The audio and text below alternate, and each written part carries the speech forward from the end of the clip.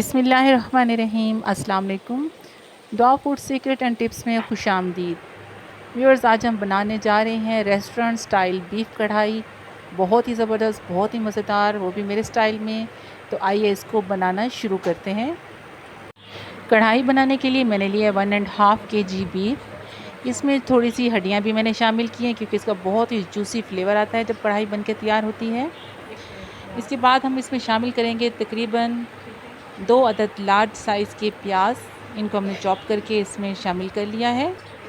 अब मैं इसमें ले रही हूँ 2 टेबलस्पून लहसुन अदरक का पेस्ट। स्पून भर के मैं इसमें लूँगी। लहसुन अदरक का पेस्ट शामिल करने के बाद हम इसमें लेंगे टमाटर। मैंने 6 अदद टमाटर लिए हैं मीडियम साइज़ के। इनको मैंने रफली चॉप कर लिए हैं और इसमें शामिल कर दिया है। अब हम इसमें लेंगे कुछ खड़े मसाले, जिसमें मैंने लिए 4 से 5 अदद दालचीनी, 3 अदद बड़ी इलायचियाँ और 7 से 8 लौंग। ये इसमें हम शामिल करेंगे। हाफ़ टेबल स्पून मैं इसमें नमक कर लूँगी। अगर हमें मज़ीद ज़रूरत पड़ी आगे चल के तो हम इसमें मज़ीद शामिल कर लेंगे नमक। हाफ़ टेबल स्पून इसमें हल्दी जाएगी। 1 टेबल स्पून इसमें जाएगा सुर्ख मिर्च का पाउडर। 1 टेबल स्पून इसमें मैं शामिल करूँगी रेड चिली फ्लेक्स। ये कढ़ाई में बहुत ही ज़बरदस्त फ्लेवर देती हैं। अब मैं इसमें शामिल करूँगी 1 गिलास पानी गोश्त को गलाने के लिए। बस ये हमें काफ़ी हो जाएगा क्योंकि टमाटर भी अपना पानी रिलीज़ करेंगे, प्याज भी, और गोश्त का पानी भी रिलीज़ होगा। मैंने इसमें 1 गिलास पानी लिया है क्योंकि मेरे पास जो गोश्त है मेरी इस कुकर में तकरीबन 12 से 13 मिनट में ईज़िली टेंडर हो जाता है। अगर आपके पास ना हो तो आप ज़्यादा पानी भी इसमें शामिल कर सकते हैं। आपने बस इसको जस्ट 80% तक गलाना है। कुकर को हम बंद करके इसको सीटी लगा देंगे तकरीबन 12 मिनट के लिए। तकरीबन 12 मिनट बाद हमारा गोश्त अच्छे से टेंडर हो चुका है। इसे मैंने कढ़ाई में शिफ्ट कर दिया है। इसे पानी काफ़ी हद तक खुश्क हो चुका है, लेकिन अभी भी कुछ पानी मौजूद है, तो हम इसको हाई फ्लेम पे कुक करेंगे। इसके पानी को सबसे पहले हम ड्राई करेंगे। अब मैं इसमें शामिल करूँगी कुकिंग ऑयल तकरीबन 250 ml। कढ़ाई में ऑयल थोड़ा सा ज़्यादा ही इस्तेमाल होगा क्योंकि ज़्यादा ऑयल से एक तो इसकी भुनाई भी बहुत अच्छी सी होती है और इसकी लुक भी बहुत अच्छी आती है, फ्लेवर भी बहुत अच्छा सा हो जाता है। ऑयल डालने के बाद हमने इसको इतनी देर फ्राई करना है कि इसका पानी अच्छे से खुश्क हो जाए और इसमें जो टमाटर, प्याज, लहसुन है वो सब एक अच्छे पेस्ट में चेंज हो जाए। फ्लेम को हमने हाई ही रखना है और हाई फ्लेम पे हम इसको कुक करेंगे। कुक के दौरान इसको चम्मच थोड़ी थोड़ी देर के वक्फे से हम चलाते रहेंगे।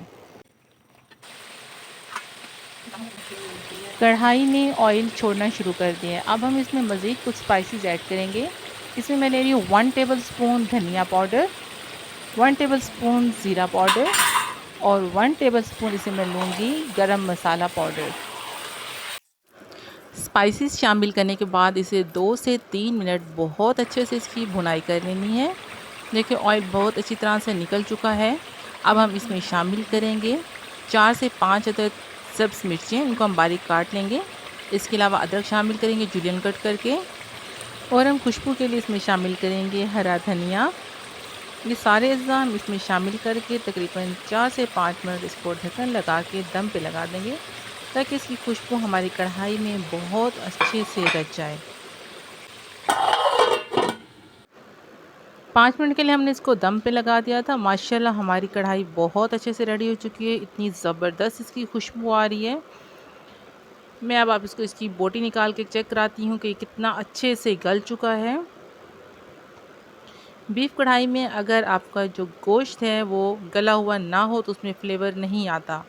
इसको मैक्सिमम गलाना होता है। ये देखिए अल्हम्दुलिल्लाह बहुत अच्छे से गल चुकी है बोटी। बहुत आसानी से टूट रही है और बहुत ज़्यादा जूसी और बहुत ही मज़ेदार कढ़ाई तैयार हुई है। रेस्टोरेंट जाने के बजाय आप अपने घर पे बहुत आसानी से इस कढ़ाई को झटपट तैयार कर सकते हैं।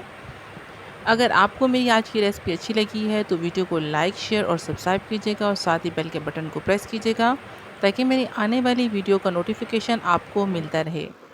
मिलते हैं एक नई वीडियो में एक नई रेसिपी के साथ। तब तक के लिए अल्लाह हाफ़िज़।